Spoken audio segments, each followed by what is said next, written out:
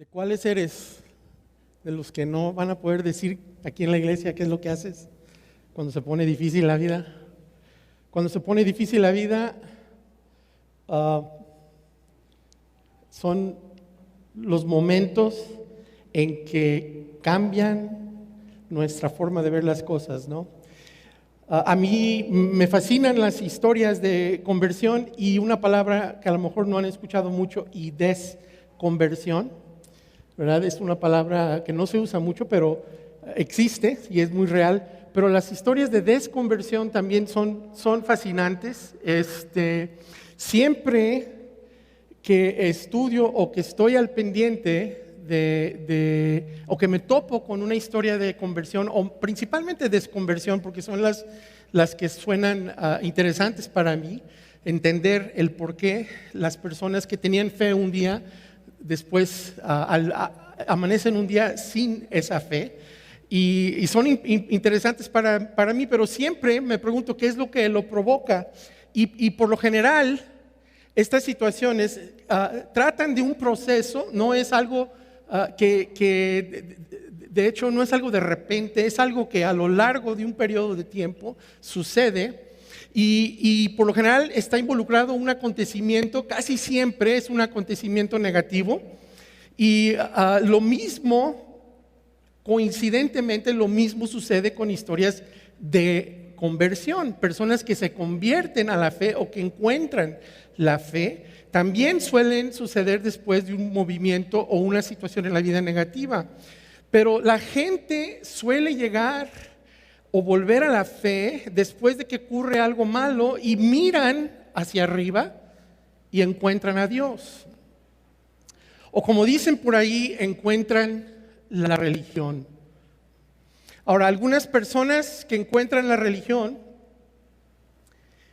la encuentran de repente, pero también de repente, cuando las cosas vuelven a lo normal, cuando las cosas vuelven a ser normales, la pierden de repente otra vez, ¿no? Pero esto no siempre es así para todos. Muchos encuentran la fe en medio de la tragedia y esta fe de ellos es la que los sostiene a través de la tragedia. Y lo contrario también es cierto, llega la tragedia y algunos pierden la fe cuando llega y terminan preguntándose en la tragedia, ¿dónde está Dios? Y cuando no tienen una respuesta clara, una respuesta sólida, entonces pierden la fe. Pero esas historias no son tan comunes como quisiéramos pensar, a veces las resalta nuestra sociedad, pero no son tan comunes, algunas son justo lo contrario. Y miren, voy a decir algo ahorita que quisiera que lo consideraran, y es esta razón o esta situación que existe en nuestra sociedad hoy en día. Hay aquellos que aprovechan la injusticia y el sufrimiento como un argumento en contra de la existencia de Dios. Suelen aprovechar la injusticia y el sufrimiento experimentado por otras personas, no por el sufrimiento propio, ¿verdad? Tratan de un tema generalizado del dolor y sufrimiento en el planeta, en el mundo, y sobre esa existencia de dolor y de injusticia basan su razonamiento de que Dios no existe. Tú has escuchado este argumento y de seguro, y es probable más bien, probable que hasta tú te lo has hecho, si es que no lo has escuchado, pero el argumento es este: si Dios es bueno, entonces ¿por qué hay tanta injusticia y sufrimiento en el mundo? Y la realidad es que a quien deberíamos de preguntar esto no es, en otras palabras, no deberíamos de hacer esta declaración generalizada sobre el sufrimiento que vemos en los demás. Deberíamos de preguntarle a personas que han mantenido su fe a pesar de su dolor y su tragedia personal. Estaría interesante hacer eso, ¿no? Porque a mí me parece poco sincero aprovechar el sufrimiento de la gente que cree en Dios para establecer evidencia de que Dios no existe. La gente que a través del sufrimiento cree en Dios, y nosotros usamos ese sufrimiento, o personas utilizan ese sufrimiento para decir que Dios no existe, cuando para ellos ese sufrimiento está elevando, incrementando y fortaleciendo su fe. Lo que deberíamos de hacer es aprovechar. Si tú quieres hacer ese cuestionamiento, hazlo en base a tu sufrimiento y no tomes prestado el de otras personas.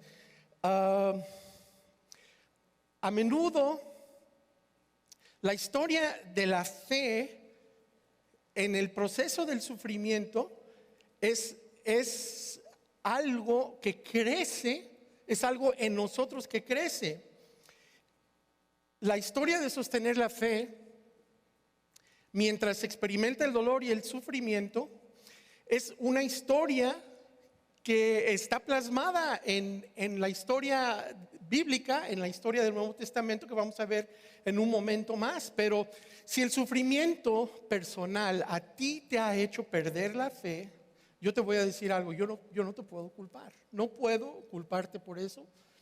Lo que sí te puedo decir es que hay personas que han experimentado lo mismo que tú o peores cosas que tú y han fortalecido, han salido de alguna manera, siguen manteniendo la fe en Dios. Y esto nos lleva a la pregunta siguiente, que es una pregunta muy interesante. Es entonces, ¿qué hace la diferencia? Si tú y yo o hay personas en el mundo que viven una experiencia difícil en su vida, una tragedia, y salen de esta tragedia perdiendo la fe, y hay personas que viven una tragedia similar o peor y salen de esta tragedia con una fe fortalecida.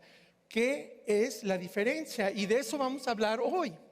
Ahora, primero, considera lo que te voy a decir ahorita. Si tú has defendido tu falta de fe sentado o basado en el dolor y el sufrimiento en el mundo, yo te voy a volver a sugerir que hables con alguien que ha sufrido mucho, pero que cree de todas formas, y no para que tú creas, o sea, no con esa intención, o sea, no es una intención de alguna manera tergiversada de hacerte a ti creer o tener fe en Dios.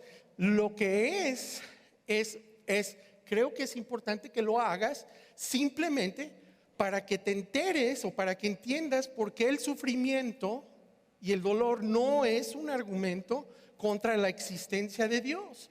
El sufrimiento no prueba que Dios no existe.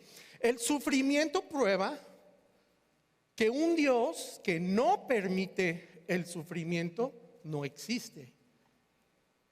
Y los cristianos nunca hemos creído en ese Dios tampoco. Al contrario, los cristianos creemos o creen en un Dios que permitió que la peor cosa posible le sucediera a la mejor persona posible. Ese es el Dios en el que creen los cristianos. Ahora, eso es inquietante, pero eso es lo que creemos. No nos damos cuenta, pero eso es lo que creemos.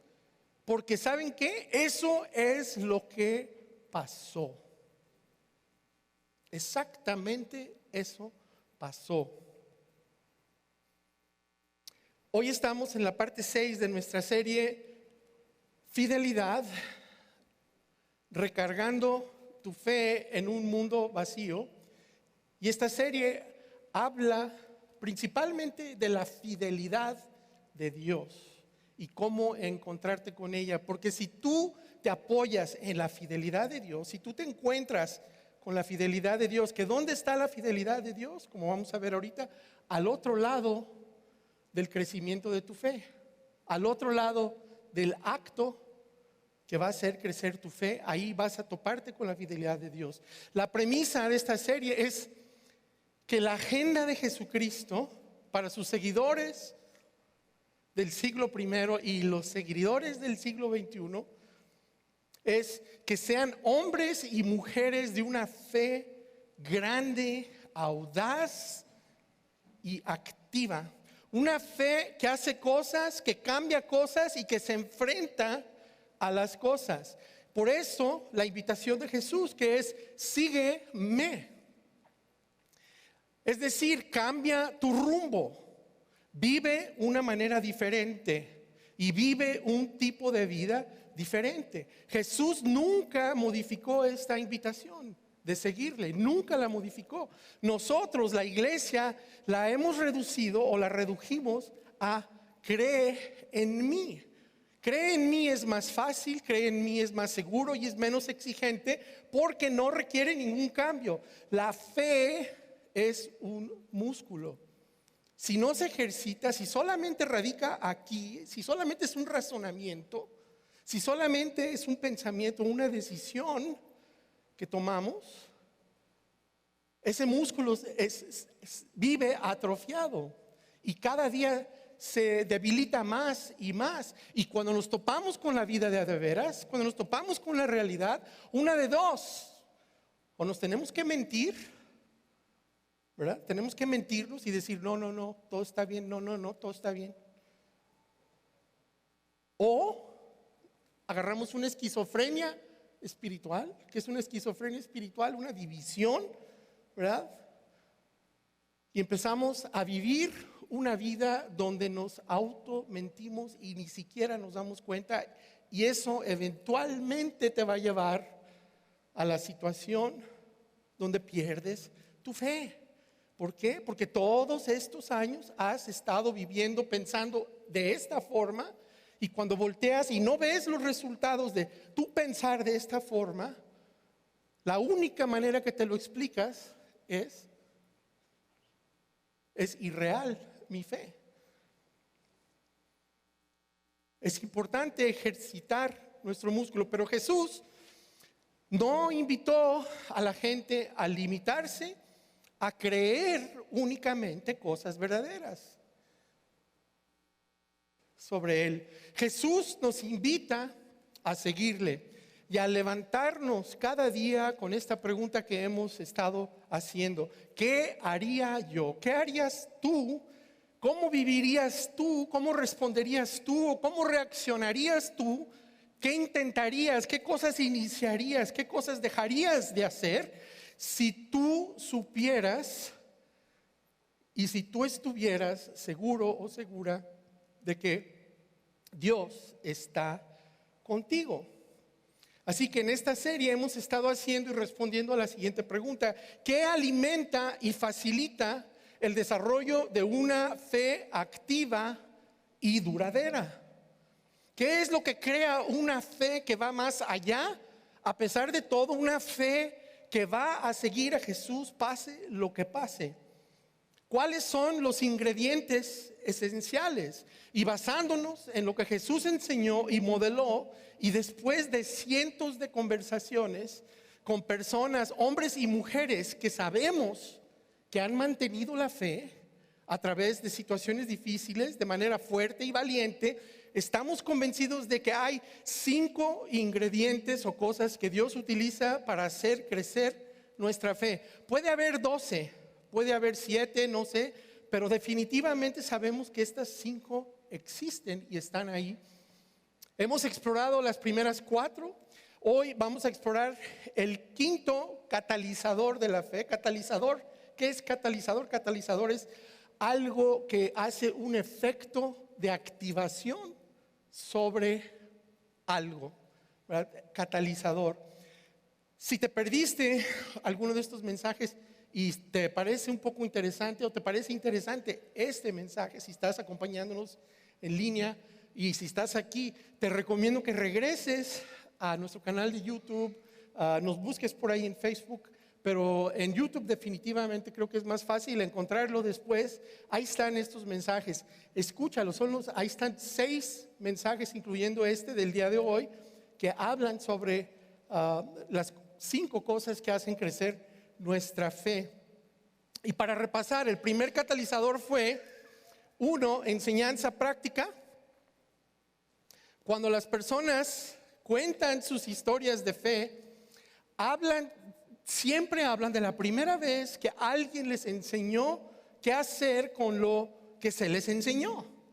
Recibieron agarraderas para la fe, pudieron tomar esa fe, esa enseñanza de fe la pudieron tomar y hacerla práctica en sus vidas.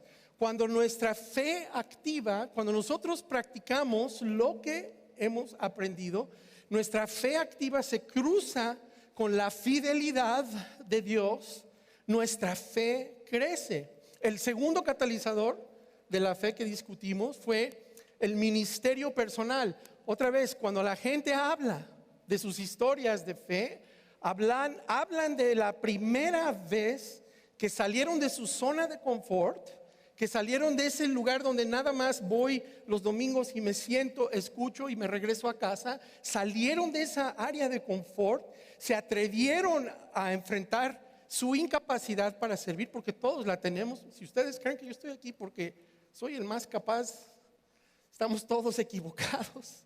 Les aviso de una vez, no soy, ¿verdad? No soy, pero yo estoy aquí porque me atreví. Nos atrevimos, mi esposa y yo, a tomar este paso de servir.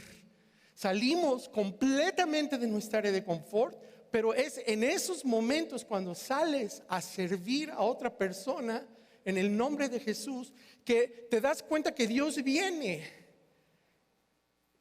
y tu acto de servir se topa con la fidelidad y la provisión de Dios y crece tu fe. La tercera dinámica que Dios utiliza para hacer crecer nuestra fe es las relaciones providenciales. La historia de todos los que tienen una fe duradera, una fe efectiva, la historia de todos siempre involucra a otras personas. Dicen cosas como entonces conocí a este chavo que me acercó conocí a esta chava, o me invitaron un día a la iglesia, o el vecino llegó, la vecina, los vecinos llegaron, me jalaron, empecé a interactuar con ellos, o tuve un entrenador que me habló de Dios o que me mostró el amor de Dios. Pero cuando consideras todas estas personas en tu vida que han tenido un efecto importante, un efecto providencial sobre tus vidas, siempre parece que son personas a las que como que Dios las depositó ahí, como que Dios las puso en tu camino en el momento justo. Entonces, la última vez hablamos sobre disciplinas privadas, o más específicamente, disciplinas privadas espirituales. Y la gente habla de la primera vez que empezó a orar con constancia, a leer la Biblia, a asistir a la iglesia, a dar un porcentaje de sus ingresos. Lo que comenzó como un debo hacer, terminó siendo un quiero hacer.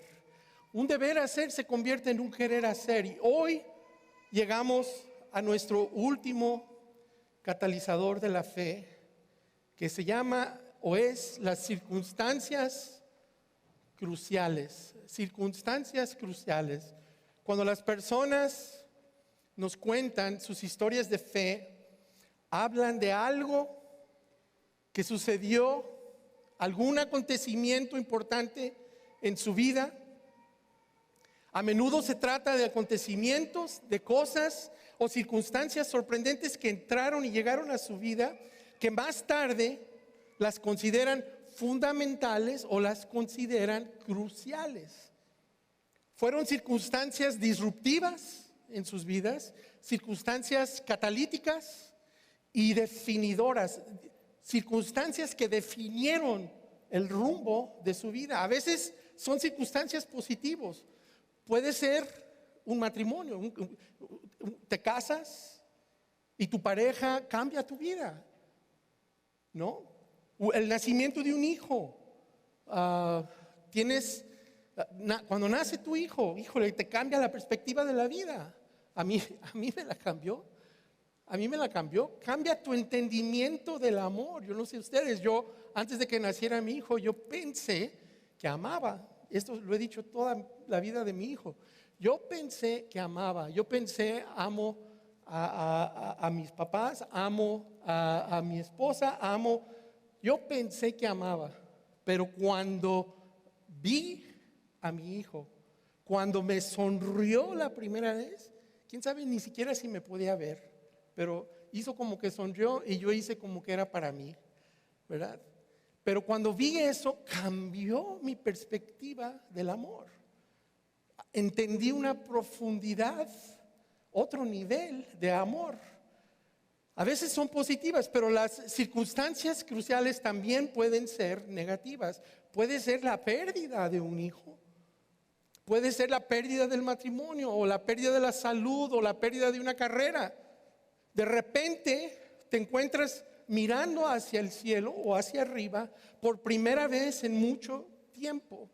Y tal vez estés aquí ahorita, o estés mirándome, o tal vez estés preocupado o preocupada por una circunstancia crucial en este mismo instante, en este mismo momento. ¿Ha sucedido algo y te encuentras abierto o estás un poco nervioso o nerviosa por lo que estamos diciendo y el tema del que estamos hablando? Porque estás pasando por una situación donde te ha hecho voltear hacia arriba.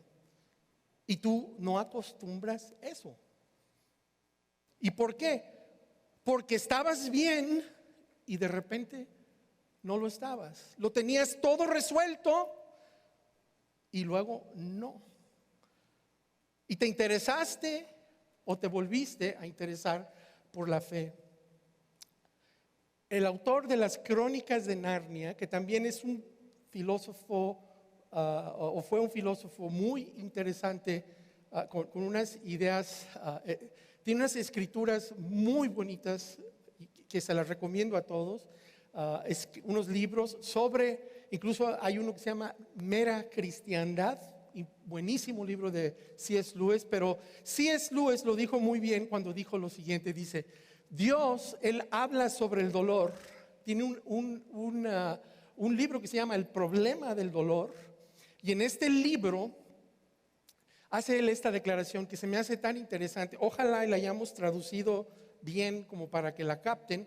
Pero dice: Dios nos susurra en nuestros placeres. Cuando la vida está llena de placer, casi no se escucha a Dios. Dios no es tan importante. Dios está por acá a volumen 1, ¿no? Cuando estamos en el placer. Pero habla en nuestra conciencia, tiene más volumen en nuestra conciencia. Tiene más volumen. Pero ¿sabes cuándo escuchas a Dios a todo volumen? Cuando Dios se ve a todo volumen. Parece que grita en nuestros dolores. Cuando nos duele, escuchamos a Dios de manera inmediata. Es su megáfono, yo hubiera dicho megáfono, pero megáfono para despertar a un mundo sordo. Tal vez en esta época de tu vida es como si el dolor y el sufrimiento te hubieran despertado. Y te estás haciendo por primera vez preguntas importantes, por primera vez en mucho tiempo. Estamos bien, eso sí, estamos bien sin Dios, hasta que no lo estamos. Entonces, a menudo es cuando la fe resucita o vuelve a resucitar. Y para que no pienses que esto simplemente es la forma de los cristianos de mantener a Dios afuera de aprietos, los autores del Nuevo Testamento abordaron este tema de frente. Para ellos, el sufrimiento, porque si te das cuenta, hay una situación que tenemos los cristianos, ¿verdad? A lo mejor si tú, sobre todo el nuevo ateísmo, lo cuestiona, y lo cuestionan con derecho, ¿verdad? Con derecho, porque si no estamos fundamentados, si no entendemos, si nuestros conceptos de Dios, y vamos a ver más adelante, están tergiversados, Claro que estos cuestionamientos surgen, pero hay una situación donde dice, sí, a ver, aquí está una tensión que no vamos a poder resolver. Tú me dices que Dios es bueno, ¿verdad? Jesucristo mandó a su Hijo, murió por mí en la cruz, ¿verdad? Dio su vida por mí, y este mismo Dios bueno permite que haya todo este sufrimiento en el mundo. Entonces, lo que tú me estás tratando de decir, estás tratando de encubrir a Dios, porque Él está en una situación difícil, ¿no? Porque hay un Dios que es bueno, que manda a su Hijo, pero hay un Dios que permite que haya sufrimiento. Entonces, ¿qué hacemos?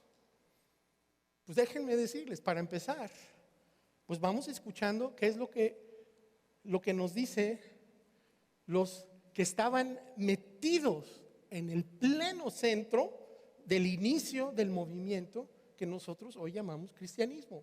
¿Y quién más metido que Santiago? Santiago, el hermano de Jesús, y no hermano como tú y yo somos hermanos de raza, hermano de Jesús, físico de Jesús, que es una cosa increíble porque cuando Jesús resucita, Santiago le queda claro que este es el Hijo de Dios. Su propio hermano es el Hijo de Dios, y por si creían que era una faramaya, quiero que sepan que Santiago precisamente murió apedreado, lo engañaron, le pusieron un 4, y por haberle puesto el 4 lo agarran y lo sacan y lo apedrean, porque ya habían llevado a Jesucristo con Pilato en el pasado, y Pilato ya había actuado. Entonces de repente el grupo que estaba en control en esos días decidió, ya ni siquiera necesitamos ir con Pilato, ya nos dieron la pauta. Y a Santiago, sin llevarlo a ningún lado, lo agarran y se lo llevan y lo apedrean, y muere apedreado por sus creencias en que su hermano era el Hijo de Dios. Por si creían que era faramaya, ¿verdad? No, él lo creía con todo. Santiago, el hermano de Jesús, él nos dice lo siguiente, dice, las dificultades son pruebas. ¿Pero pruebas de qué? ¿O qué prueban las dificultades? Vamos dejando lo que él nos diga. Dice, pues ya saben que la prueba de su fe, o sea, la prueba es la prueba de nuestra confianza en Dios. ¿Y cuál es el punto de que se pruebe nuestra confianza en Dios? Santiago nos dice, porque produce constancia. Específicamente, produce una fe perseverante. Cuando conoces a una persona con una gran fe, has conocido a una persona cuya fe ha sido probada. Los días sin arruga, los días bien planchaditos, donde todo sale bien, esos no crean una gran fe. La verdad es que no sabemos lo que creemos hasta que lo que decimos creer es probado. Antes de eso solamente es aquí. Hay un pastor en Estados Unidos que se llama Greg Laurie. Greg Laurie es en California. Greg Laurie, su hijo mayor, en el 2008 por ahí, tenía como 33 años y falleció en un accidente automovilístico. Greg Laurie es un pastor conocido que siempre habla muy directamente y con mucho denuedo sobre la fe. Y el saber que él perdió a su hijo de una manera trágica, a mí me hace inclinarme más por lo que él dice y tratar de le da más valor a sus palabras, porque sé que cuando él habla de la fe, él no está hablando de algo que se imagina. Él está hablando de algo probado. Se puede confiar en la integridad de la fe del pastor Greg Laurie. Y Greg dice de la fe, dice algo muy parecido a lo que dice Santiago, pero él lo dice de una manera muy pegajosa, voy a decir. Dice, Greg Lord dice, una fe que no puede ser probada, no puede ser confiada. Porque antes de esto está solamente en nuestra cabeza. Si nuestra fe no ha sido probada, no sabemos realmente si creemos lo que decimos creer.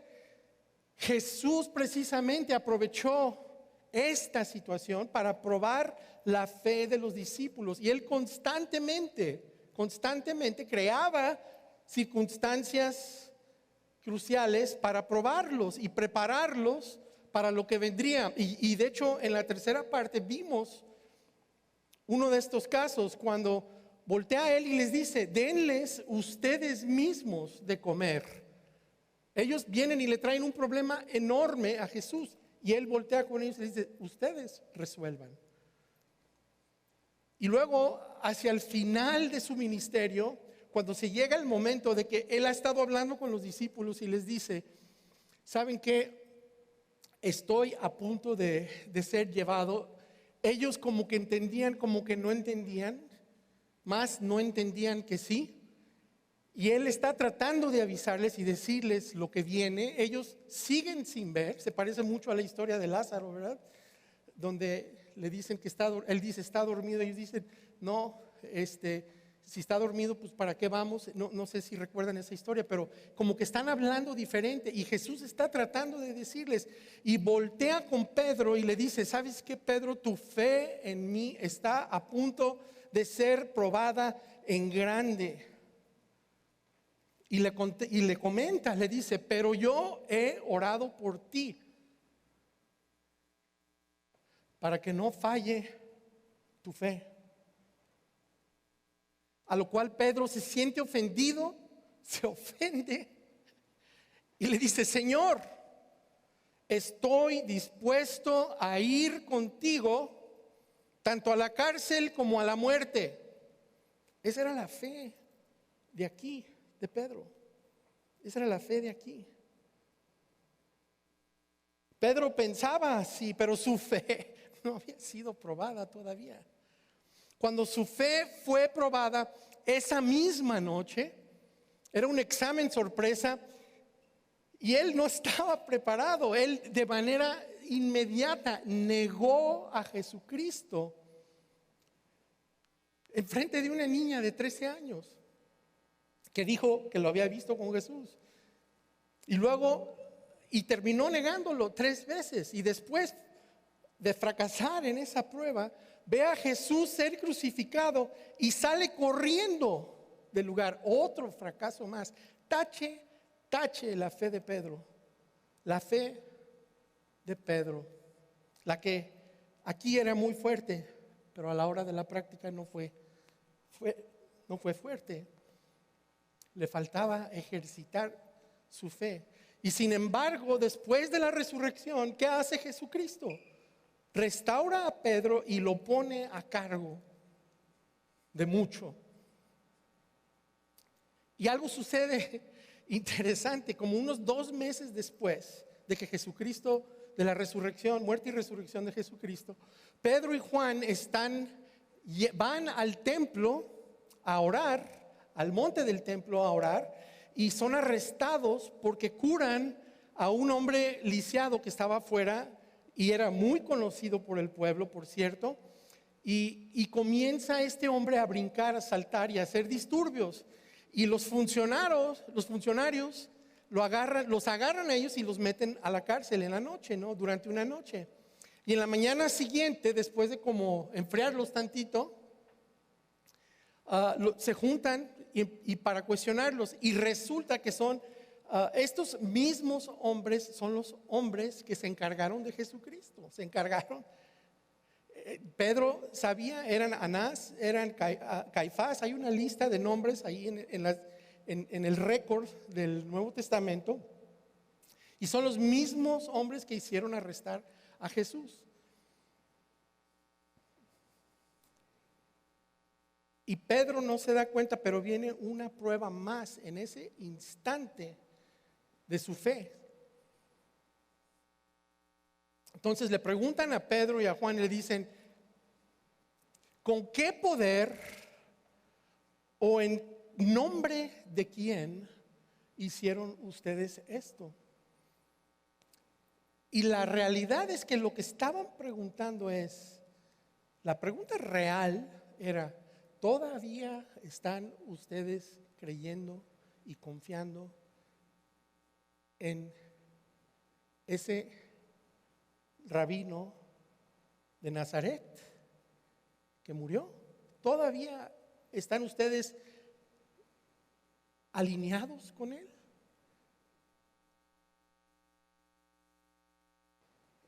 Y si recuerdan, están ellos recién salidos de la cárcel esa mañana,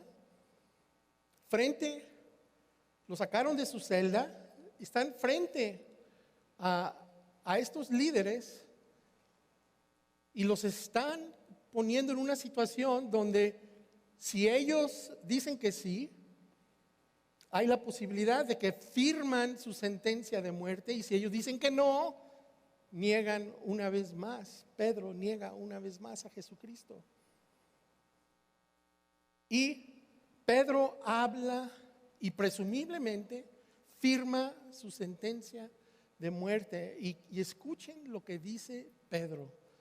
Dice, sepan pues todos ustedes y todo el pueblo de Israel que este hombre está aquí delante de ustedes porque se llevaron al sano, ¿verdad?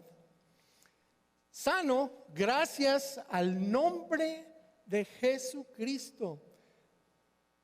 Y por si había duda de cuál Jesús, es Jesús Cristo, y por si todavía había duda, es el de Nazaret.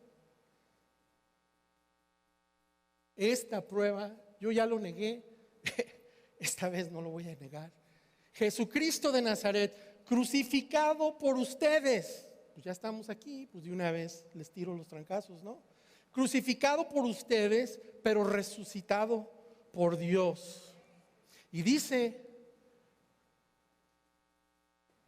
la historia que al ver la osadía con que hablaban Pedro y Juan, al darse cuenta de que eran gente sin estudios, pescadores que a lo mejor ni leer ni escribir sabían, es lo más probable, y sin embargo ellos no habían estudiado la Torá, no eran fariseos, no eran escribas, no estaban súper educados en el tema. Sin embargo hablaron con osadía, con autoridad, con valor. Mi preparación, quedaron asombrados y reconocían que habían estado con Jesús. La fe probada es la forma en que se descubre si se tiene una fe real. Cuando Pedro y Juan son liberados, ellos, esto es curioso, se van a una reunión donde están los cristianos reunidos, así como, Dios mío, ya agarraron a Pedro y Juan, acababan de dos meses atrás de haber perdido y recuperado a Jesucristo. Entonces están haciendo oración y no van a creer cuando llegan, dice la historia, que se sientan y empiezan a orar, y cuando oran, ¿qué creen que piden? ¿Qué creen que piden? Manda a tus ángeles protectores alrededor de nosotros en el nombre de Jesucristo, que no pasen. Cuida mi negocio, cuida mi casa. Señor, déjame encontrar un buen estacionamiento, por favor. Las llaves, dime dónde están, muéstrame dónde están esas llaves, en el nombre de... ¿Creen que eso es lo que oraron? ¿Saben qué pidieron? ¿Saben qué pidieron? Pidieron audacia, pidieron más osadía, pidieron más denuedo, más valor. Y la verdad es que si ustedes y yo estuviéramos ahí, yo creo que nos hubiéramos detenido y nos hubiéramos dicho, ¿sabes qué? No, tú ya tienes toda la osadía, te acabas de poner enfrente de los que crucificaron o que arrestaron a Jesucristo, y estás como si nada, hablando lo que tienes que hablar y los acusas en su cara. Sin embargo, eso es lo que piden. ¿Y por qué pedían más osadía y más valor? ¿Saben por qué? Porque ellos tenían una gran fe, una fe grande que había sido probada, había sido podada y reconstruida con fuerza en Dios. Y el punto de las circunstancias imprevistas es que pueden ser fundamentales o cruciales en el desarrollo de nuestra fe. Las circunstancias cruciales también pueden ser la caída de nuestra fe. Entonces, esto nos lleva a la pregunta que hicimos hace rato, que es, ¿qué es lo que hace la diferencia? Y les voy a comentar, hay 3 cosas que hacen la diferencia. ¿Qué es lo que hace la diferencia? Lo que creemos, a quién escuchamos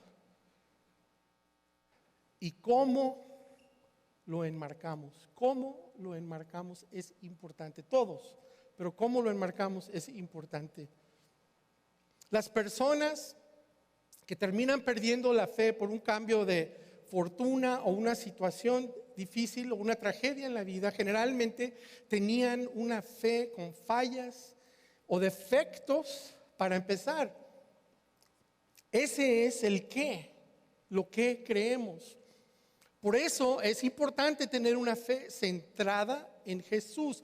De lo contrario, cuando llega la dificultad, vamos a asumir lo que no es cierto y reclamar lo que no está prometido. ¿Qué quiero decir con eso? Si no estamos claros en lo que creemos y en quién creemos, tendemos a mezclar ideas y acuerdos y en palabras nuestras o palabras a lo mejor familiares, mezclamos pactos. Mezclamos pactos que Dios hizo un tiempo atrás con el pueblo de Israel. Nosotros los agarramos y nos los apropiamos. Y eso pone nuestra fe en peligro porque Jesucristo vino y estableció un nuevo pacto, un nuevo acuerdo. Tomamos coincidentemente las promesas y las bendiciones de aquel pacto. No se me pongan tan calladitos. De aquel pacto, hacemos a un lado las maldiciones de aquel pacto, ¿verdad? Las quitamos, nos olvidamos de las promesas de Jesús de este acuerdo y terminamos con una fe frágil que se va a topar con las realidades del nuevo acuerdo y no van a encajar con las realidades del pacto antiguo. Ahí les va un ejemplo para que se lo lleven y lo mediten. Pacto antiguo. Abraham, bendecido, vivió ¿cuántos años? Saquen la cuenta. Pacto nuevo. Amado aquel, Abraham, amado y bendecido. Pacto nuevo. Apóstol Pablo, apóstol Pedro, los 12, amados y bendecidos, ¿vivieron cuántos años? ¿Cómo fallecieron? Nada más. Tomen eso en cuenta. Y ahí lo voy a dejar para que ustedes le den vueltas al asunto. Pero si no tenemos una idea de lo que creemos, entonces cuando vivimos nuestra vida, caminamos en nuestra vida, nos topamos con la realidad que no nos la prometió Jesús. Más adelante vamos a ver lo que Jesús promete. Y nuestra fe es frágil. Si no tenemos personas que contextualicen, que nos digan, ¿sabes qué? Espérate, eso que tú estás haciendo, eso que tú crees, no va así. Si no tenemos el quién, a quién escuchar, y ese es el quién del que hablamos, si no tenemos a quién, siguiente transparencia, vamos a sacar un montón de conclusiones equivocadas. En Juan 9, Jesús y los 12 apóstoles van caminando y ven a un joven ciego. Y entonces los apóstoles le preguntan a Jesús, oye, ¿quién pecó? ¿No? Porque ellos tienen un concepto de Dios y un concepto de la fe y un concepto de cómo son las cosas, y le dicen a Jesús, oye, Jesús, ¿quién pecó? O sea, para ellos, si tú tenías sufrimiento es porque pecaste tú, pecó alguien, ¿no? En tu familia. Entonces, le preguntan, ¿quién pecó? Y Jesús, que estaba ahí, o sea, que era alguien que los contextualizó, los ubicó en cómo son ahora las cosas, le dice, ninguno de los dos, ni los papás ni el hijo pecaron. Les dice, el mundo no funciona así. Y les dice, esta es la manera, hace un replanteamiento que dice, esto sucedió para que la obra de Dios se hiciera evidente en su vida. Y aquí estamos 2000 años después hablando de este joven. Esto sucedió para eso. Lo que nos lleva a cómo lo enmarcamos nosotros. ¿Cómo lo enmarcamos? Siguiente transparencia, es tan importante. Las tres cosas generalmente hacen la diferencia entre las dificultades que construyen a la fe y las dificultades que desafían y minan nuestra fe. La realidad es que los trastornos, el dolor, el sufrimiento en esta vida son inevitables. Son más la regla que la excepción. El sufrimiento pone a prueba nuestra fe y tiene el potencial de quebrarla. Pero cuando vemos a través del lente adecuado lo que nos está sucediendo, tiene el potencial de fortalecernos y fortalecer nuestra fe. Por eso es tan importante que entendamos las cosas y que podamos ver las cosas como Jesús las ve. Esta oración yo se la recomiendo. Nosotros la hemos estado haciendo recientemente, en los últimos años, pero es una oración que dice simplemente así: Señor, quiero ver como tú ves. Ayúdame a ver esta circunstancia como tú la ves y ayúdame a identificar tu mano en todo esto. Porque la realidad es que si podemos detectar a Dios en ello, es más probable que mantengamos la fe a través de ello. En la víspera de los 3 días que iban a derrumbar la fe de los discípulos, lo iba a convertir en cenizas, Jesús les dice a ellos esto, está él tratando de explicarles y les dice: yo les he dicho estas cosas para que en mí hallen paz. Lo que Jesús está diciendo aquí es: ¿sabes qué? Si tú continúas viendo al mundo como yo lo veo, como yo te he enseñado a verlo, vas a tener paz. ¿Y por qué? Porque afrontarán en este mundo, afrontarán aflicciones. Y esta frase, en este mundo afrontarán aflicciones, esa es una de las promesas de Jesús, una de las descripciones de Jesús, de nuestro mundo. Esta frase sola te debe de dar a ti a entender que Jesús no creía en un Dios que no permite el dolor y el sufrimiento. El mismo Jesús no creía en ese Dios. Pero esta frase, ¿cuántos de ustedes creen? ¿Cuántas personas habrá en el planeta el día de hoy que tienen esta frase pegada en su espejo en las mañanas para verla? ¿Verdad? En este mundo afrontarán aflicciones. Necesitamos memorizarnos esto. En este mundo afrontarán.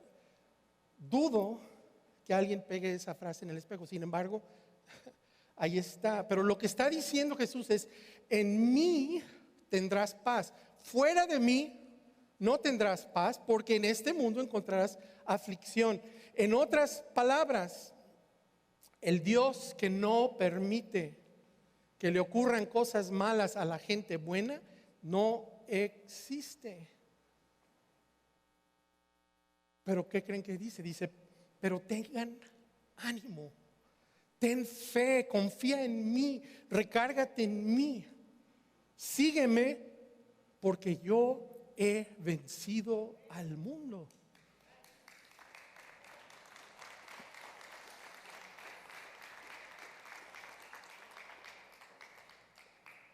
Y sí, el mundo está roto, pero tu Padre Celestial es fiel. Las personas más cercanas a la acción, los discípulos, apóstoles, los seguidores de Jesús, que siguieron los pasos de Jesús, lo confirmaron. Hay personas a tu alrededor que también lo confirmarán. O sea, hay personas en tu vida que te confirman que en medio de sus problemas, su fe los ha sostenido. Y después de todo, su fe es más grande del otro lado, es más audaz y es más fuerte. De las cosas que Dios usa para crecer nuestra fe, esta, la quinta, circunstancias cruciales, esta es la que tú no puedes escoger. Esta es la cosa que te escoge a ti. Y cuando lo hace, cuando te llega esa parte a ti, gracias a Jesús, que no esquivó el sufrimiento, no le sacó la vuelta al sufrimiento, le entró, lo eligió, gracias a Él, podemos seguir creyendo, sabiendo que nuestra fe no es en vano.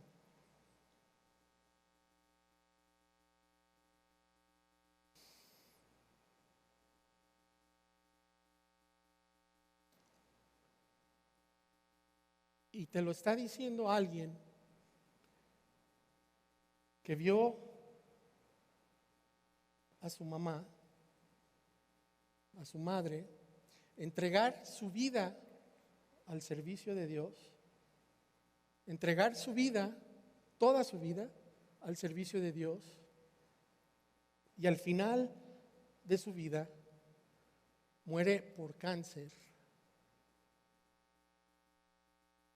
Sí, ya había vivido, pero sin embargo, podría haber vivido más. Y sin embargo, yo estoy aquí, confiado en Dios, dependiendo más de Dios. Yo creo que tengo como 10 historias que te pudiera contar, que si tú las escuchas, si tú hayas vivido estas experiencias que a mí me tocó vivir, hablo exclusivamente de mi persona, estoy seguro que voltearías y dijeras, híjole, yo no sé cómo le haces para tener fe en Dios bajo esas circunstancias. Pero déjame decirte, cada vez, cada momento difícil, en el momento, en el instante, a mí se me ha hecho muy difícil y sí he logrado, sí he llegado a cuestionar por qué. Y sin embargo, del otro lado, siempre hay un detalle, siempre hay algo, siempre dentro de lo difícil de la vida alcanzo a encontrar, a ver la mano de Dios en lo que estaba sucediendo. Hay la mano de Dios, se ve, si lo buscas y lo quieres encontrar, se ve la mano de Dios en todo, se ve que está contigo. Circunstancias cruciales. el quinto catalizador de la fe. Antes de irnos, quisiera hacerles 3 preguntas para mantener la conversación y que se las lleven, las platiquen con su familia, si están hoy sentados en la mesa y sueltan el teléfono como 5 minutos, aprovechen, ¿verdad? Y háganse estas preguntas para dialogar. La primera pregunta es, Santiago dice que las pruebas ponen a prueba nuestra fe o nuestra confianza en Dios. ¿Cómo ha sido probada tu fe personal? ¿Cuándo ha sido? ¿Cómo ha sido y cuándo fue? Recuerda esto y platícalo. ¿Cómo ha sido probada tu fe personal? ¿O tu fe nada más es una fe de aquí de arriba, que no ha sido probada? ¿Verdad? La segunda pregunta, si Dios utiliza las circunstancias cruciales para edificar nuestra fe, ¿cuál debería de ser tu respuesta la próxima vez que la vida te tome por sorpresa? ¿Cuál es tu respuesta típica? ¿Pánico, enfado, dudar, llamar a un amigo? ¿Cuál es tu respuesta ante una situación difícil en tu vida? ¿Cómo sería tu respuesta si tú sabes que Dios está contigo y que esta es una prueba de tu fe? ¿Cómo cambiaría tu respuesta? Y la última pregunta es, C.S. Lewis escribió, Dios nos susurra en nuestros placeres, habla en nuestra conciencia, pero grita en nuestros dolores. Es la manera en que Él despierta a un mundo sordo. ¿Conoces a alguien que haya encontrado la fe después de haber sido despertado por la circunstancia del dolor? Yo les voy a decir, llega la muerte, llega el dolor alrededor de nosotros y nos acerca inmediatamente a nosotros hacia la eternidad. Nos levanta esa conciencia. Yo conozco a muchas personas que después del dolor y una situación difícil han terminado acercándose a Dios, cuando menos considerando a Dios. Pero para repasar y para terminar, Dios siente más honrado, Dios es más honrado por una fe que dice, voy a confiar en ti, pase lo que pase. Y durante el resto de tu vida, estas 5 cosas de las que hemos estado hablando se van a cruzar con tu fe y te van a hacer crecer. Entonces, mantente conectado a un ambiente donde estás expuesto o expuesta a enseñanza práctica, enseñanza de la que te puedes agarrar y la puedes usar hoy mismo. También sé intencional y estate disponible para trabajar, para tener una relación, ¿verdad? Abraza las disciplinas espirituales que hemos hablado. Sí es importante que en tu tiempo tuyo tengas un momento personal donde tú lees la Biblia, donde tú oras, donde tú te sientas a considerar lo que Dios es para ti y lo que pudiera ser para ti. Sirve y estate atento en todas las circunstancias cruciales de tu vida. Y estas son las 5 cosas que Dios usa para hacer crecer nuestra fe. Y antes de hacer una oración, quiero hacerles una invitación. Próximo domingo, yo sé que algunos de ustedes de seguro van a estar fuera, pero los que no estén, no se pierdan el próximo domingo. El próximo domingo vamos a tomar comunión, a hacer Santa Cena. No sabemos qué lenguaje usar ahorita con este tema, pero va a ser algo extraordinario, va a ser algo que ustedes no han vivido ni experimentado. Si ustedes no pueden venir, manden a su familia, a sus amigos. Va a ser algo extraordinario. Créanme que va a ser extraordinario. Si no me creen, nada más volteen a ver lo diferente que están las cosas. lo diferente que son las cosas. Esto va a ser extraordinario. Por favor, el pastor Joel va a hablarnos ese día y después de eso vamos a cerrar de una manera importante el servicio del próximo domingo. Nos vemos aquí domingo a las 10:30. Voy a hacer una oración por ustedes ahorita en este momento.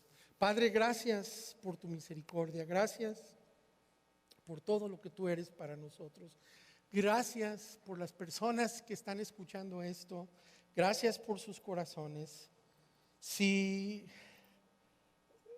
te pido, Padre, te pido que toques sus corazones, que en la medida en que ellos te permitan, tú profundices tu entendimiento en ellos, profundices tu fe en ellos, que ellos crean más y más, que las circunstancias difíciles de su vida, ábreles los ojos, que ellos puedan voltear y ver que tú estás ahí con ellos, que tú estás en medio de ese dolor con ellos, sufriendo con ellos, estás caminando con ellos, que no están solos y que tú quieres tener una relación más profunda, más estrecha con ellos. Hazles ver eso. Y Padre, acerca a ti a los que deben de acercarse el día de hoy. Te pedimos esto en el nombre de tu Hijo Jesucristo. Amén.